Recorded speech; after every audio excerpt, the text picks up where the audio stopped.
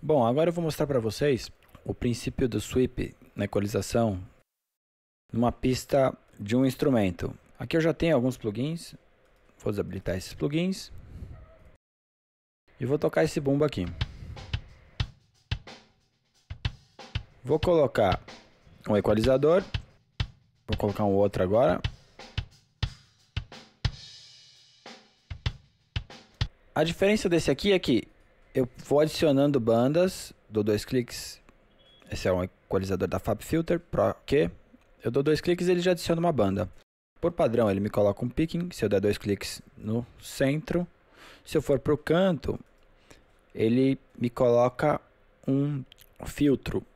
Se eu quiser mudar esse filtro aqui com ele selecionado, eu transformo no tipo de equalizador que eu quiser, no caso um low shelf. Então ele é um pouco mais versátil do que o que a gente viu há pouco. Lembrando que o que a gente quer fazer aqui é um sweep. Então eu vou tocar o som com o Q relativamente fechado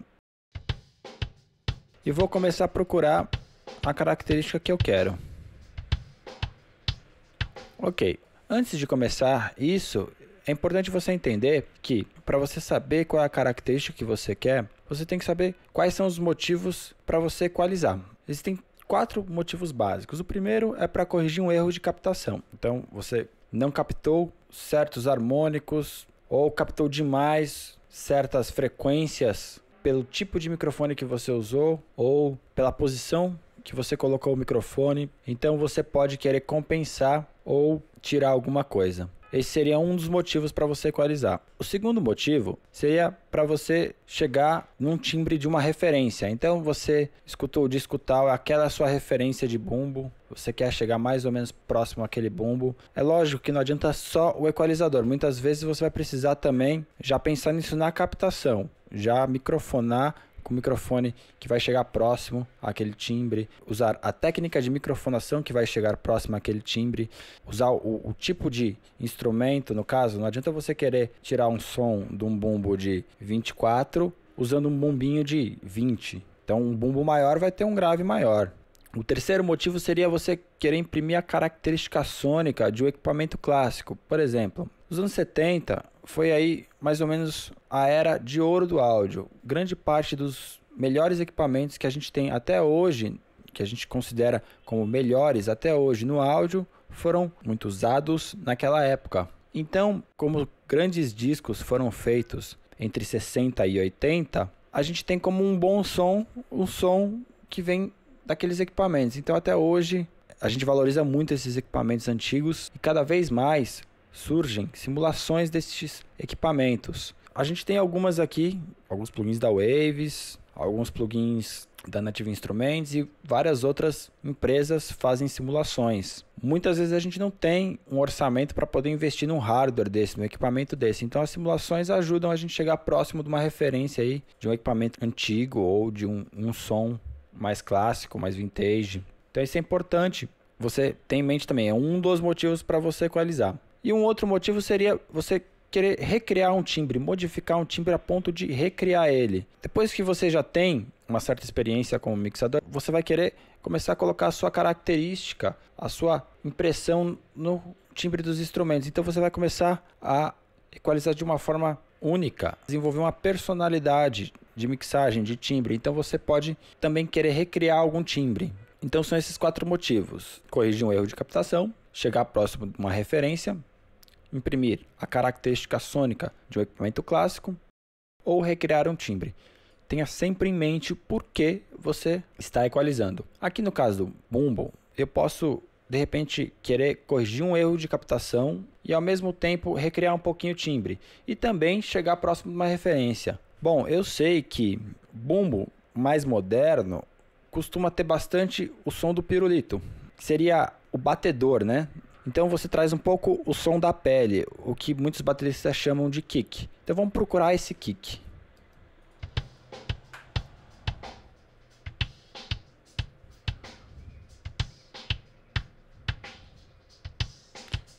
Ele está por aqui. Daí vai depender do gosto. Uma outra coisa também é, os tipos de batedores que você vai encontrar por aí são diferentes. Então você tem batedor de plástico, de feltro ou de madeira. Cada um vai trazer um timbre diferente. Por exemplo, o batedor de feltro vai ter um kick mais médio grave. Então seria mais para cá. Já um batedor de madeira teria um timbre mais médio, médio agudo. E um batedor de plástico teria um timbre bem mais agudo. Então tem que ver que tipo de batedor você está buscando. Eu vou ficar aqui em 4K, 4K e meio.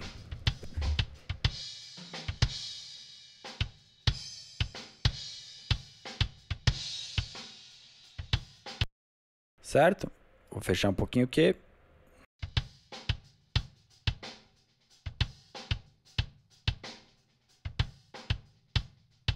Comparar antes e depois.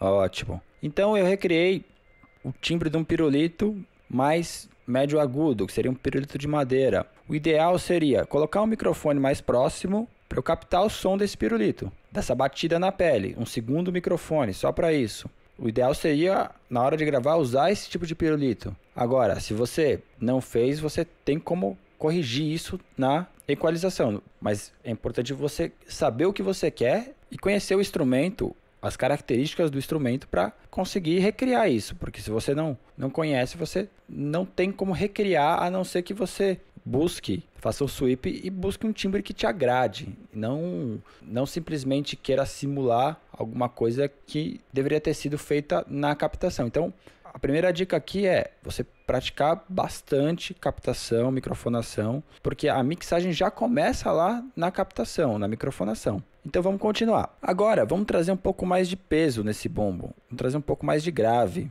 Vamos procurar esse grave aqui. Vou colocar outro picking.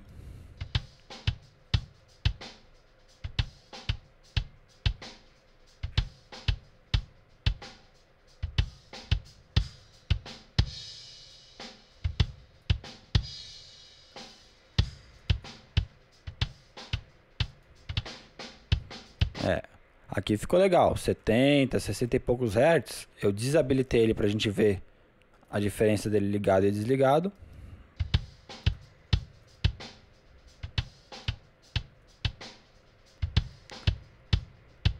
Só que eu não vou exagerar, né?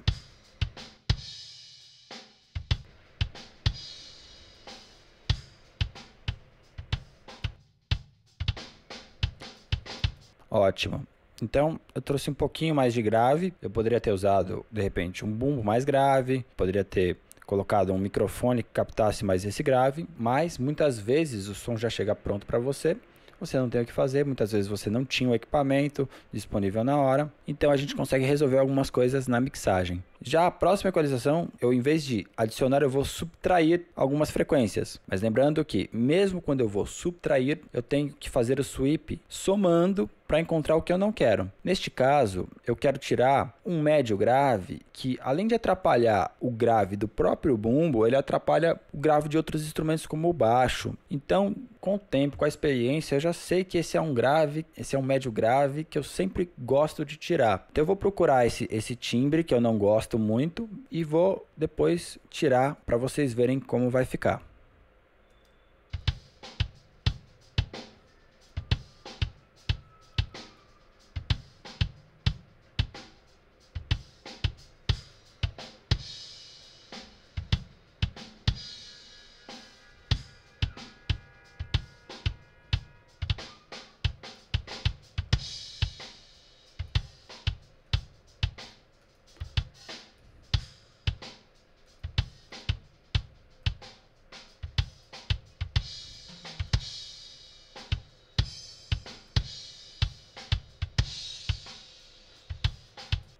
Ótimo. Bom, você deve ter percebido que é muito mais difícil você escutar a diferença quando você está tirando frequências. É muito mais difícil do que quando você está colocando. Você ouve muito mais fácil quando se soma a frequência do que quando se tira. Você vai ter que começar a treinar o seu ouvido para sentir algumas sutilezas quando você estiver equalizando. Então, vamos ouvir um antes e depois.